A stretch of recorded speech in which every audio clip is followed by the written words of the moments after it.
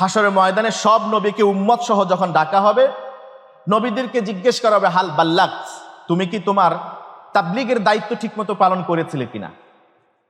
তিনি বলবেন, হ্যাঁ, আমি ঠিকমতো পরিচালনা করেছি, সবার কাছে ওয়াহদানিয়াতের, একত্ববাদের মেসেজ পৌঁছায় দিছি। এবার উম্মতদেরকে, স্ব উম্মতকে প্রশ্ন করা হবে, এই যে নূহ দাবি করছে তাকে আমি নবুয়ত দিয়ে পাঠিয়েছি, সে দাওয়াত দিয়েছে তোমাদেরকে? তারা বলবে, নূহকে এটা জানি না, জীবনে কখনো আমাদেরকে দিনের পথে ডাকেই নাই, অথচ 950 বছর দিনের দাওয়াত দিয়েছে। তখন এই যে বাদী বিবাদী, এখন দরকার সাক্ষী।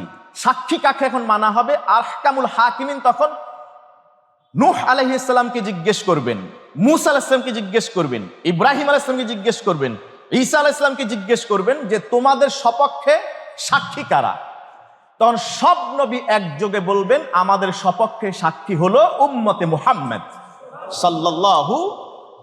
আল্লাহ তাআলা বলেন, ওয়া তাকুনু শুহাদা আলান নাস, তোমরা মানুষের জান্নাতে যাবে নাকি জাহান্নামে যাবে এই জন্য তোমরা সাক্ষীদাতা হবে। পরকালে হাসরের ময়দানে তোমাদের সাক্ষী তলব করা হবে, সবাইকে ডাকা হবে, উম্মতে মুহাম্মদীকে। একই প্রশ্ন করবেন আল্লাহ তাআলা, নূহ বা এই নবীরা দাবি করছে দাওয়াত পৌঁছিয়েছে, উম্মতরা বলছে পৌঁছায় নাই, তোমরা কি বলো? সবাই উম্মতে মুহাম্মদী নবীদের পক্ষে অবস্থান নিবে, সচ্চরিত্রবান, আল্লাহওয়ালা, ইমানদার নবীদের শ্রেষ্ঠ মানুষদের পক্ষ নিয়ে বলবে, এই নবীরা সবাই তাদের স্ব স্ব দায়িত্ব, তাবলীগের দাওয়াতের দায়িত্ব পরিপূর্ণ মাত্রায় পালন করেছে। এখন এর প্রমাণ দরকার। আল্লাহ তাআলা জিজ্ঞেস করেন, কি করে তোমরা জানলে যে নবীরা তাদের দায়িত্ব পালন করেছে?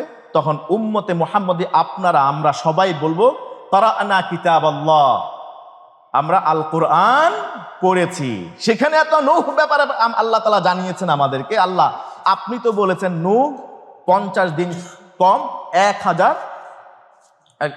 950 বছর, 500 বছর কম, কি বলা হয়, 50 বছর কম 950 বছর আল্লাহর পথে আহ্বান করেছে। এটা তো আপনি জানিয়েছেন, কোরআন আমরা পড়েছি, কোরআন থেকে আমরা জেনেছি। আল্লাহ তাআলা তাদের সাক্ষী গ্রহণ করবেন, অর্থাৎ উম্মতে মুহাম্মদের সাক্ষী গ্রহণ করবেন।